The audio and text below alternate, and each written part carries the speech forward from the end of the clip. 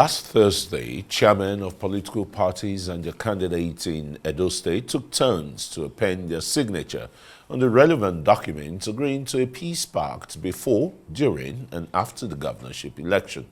The governor of the Peace Accord Committee, Bishop Matthew Kuka, supervised the signing, while the chairman, Peace Accord Committee and former head of state, Abdul Salami Abubakar, INEC chairman, and the Inspector General of Police served as witnesses. Though the PDP state chairman and the candidates of the party were at the venue but didn't participate, the All Progressives Congress, who had earlier announced the party's decision to boycott the signing of the peace accord, made a U-turn.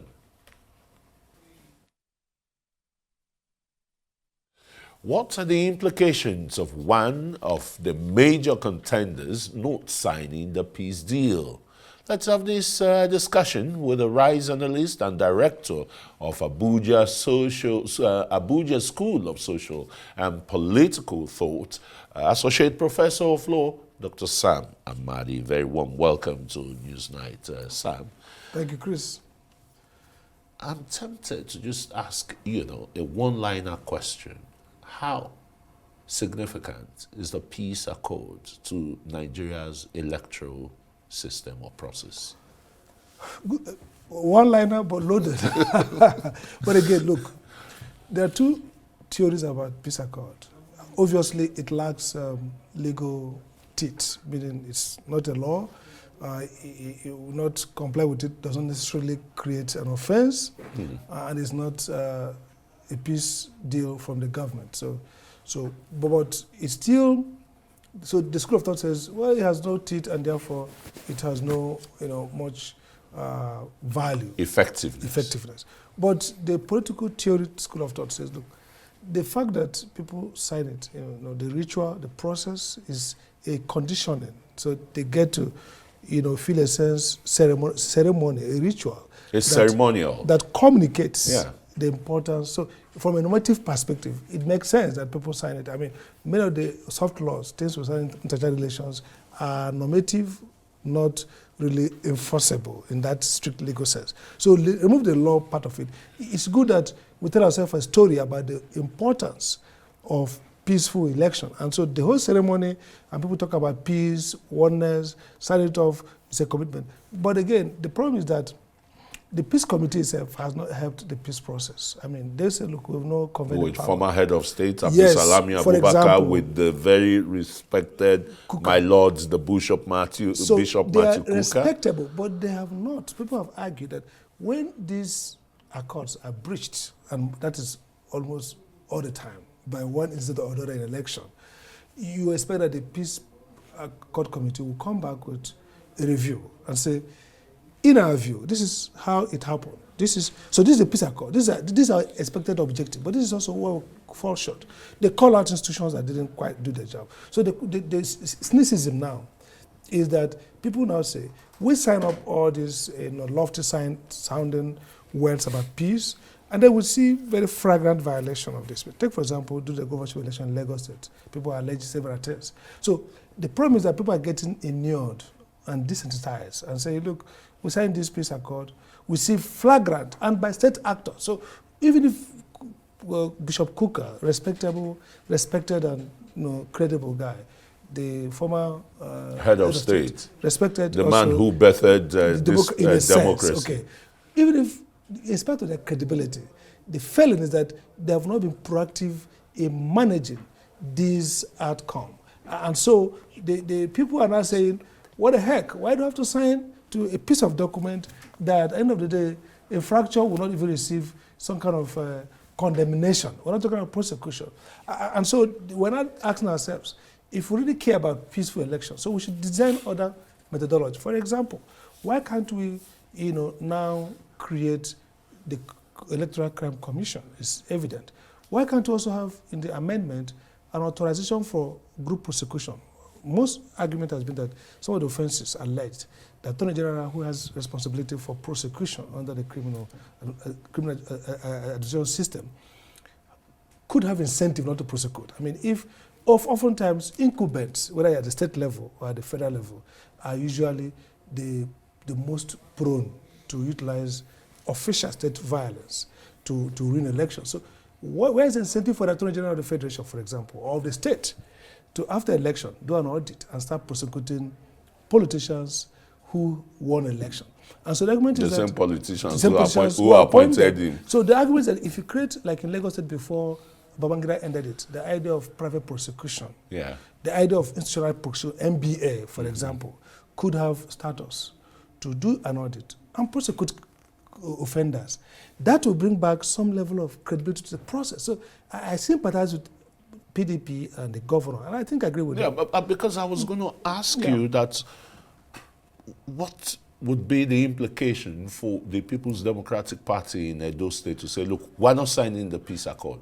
They are alleging that the security agencies are picking up all PDP members and the rest. So is there going to be a turf where the election is really going to be free and fair in such instance? No, I think they've signaled their loss of confidence in the very state that ought to protect credible elections. So, and it was frontal. They attacked the IG in his presence. IG tried to respond also, vehemently and clearly. So the fact that the party, the major party, one of the three major parties now in this race, which is PDP, APC, and Labour Party, one of the major, and incumbent in the state, is now saying, we don't trust you, Mr. IG. You've already started decapitating us politically. And the IG also saying, I ban, of course, beyond IG's power. IG has no power under the earth to ban a service created by the House of Assembly. But IG says, so look at what's going on there. So the PDP will rely on their own internal Edo State service, and IG allegedly is going to aid the APC. So we have a perfect setting for a very bad, bloody, violent. The only guy who is playing a little bit for now, Edo election, credibly, is INEC, who has Edo election, is only next to the Rivers election. In terms of violence, it's always wrecked in violence, in blood, tears, and sorrow. Because those two states are very contiguous hubs for political hubs. So capturing Edo is like life and death. We've seen. Well, they've said it's a do or die affair. People say so. So how would the people really have that kind of confidence and trust to go out to say, okay, we're going to vote our candidate of choice? So we might see low turnout, which is possible. Which we have witnessed over the years anyway. And the interesting thing is this is an off-season election, but everybody sees it as a marker for 2027. So the APC, that's the ruling party in the country, sees it as a marker, a gateway. We got to get Edo. The PDP sees it as a marker. We have to retain Edo as a plaque. Of course, Labour Party, with just one state governor, Abia, fancies itself winning Edo. So this is now a very poised fight. And what it calls for is credible electoral system, non-partisan police, of course, on record. We are struggling to have a non-partisan police. I mean, in every election, the report always finds a way to indict police for compromise because, of course, police are escorts to politicians. And so they easily more than 50-60% of police officers they do escort job. So you can't trust a police force of that nature. What some Nigerians will say, they do boy, carrying bags of some of these VIPs. Carrying bag of a politician be trusted not to be used by those persons. So I think the work for INEC is very high here. And INEC should assert itself. It's INEC actually, in the election, that is supervises the security. I mean, INEC is not going to carry gun, but INEC, the Electoral Act requires INEC to certify and agree to every deployment that the police will make. So this is a case where the state government and the ruling party in the state has expressly communicated lack of confidence in the Nigerian police. They have not signed this. All police won't sign. So they are saying, you know what, self-help. We know we are faced against a machinery. And so we're going to come out to defend ourselves. So this is now an election with a promise and the prospect of violence, depending now on how INEC conducts itself and how the police conduct itself. So I can see the state government say, you know what, we are under siege and we're going to fight like men, do or die. So it's unfortunate that off-season election, one election that should have been peaceful, and anybody who understands the politics on the ground knows that, look at the problem. when parties that are weak on ground in Nigeria decide that they must win power, then you create violence. There results to violence. That's violence.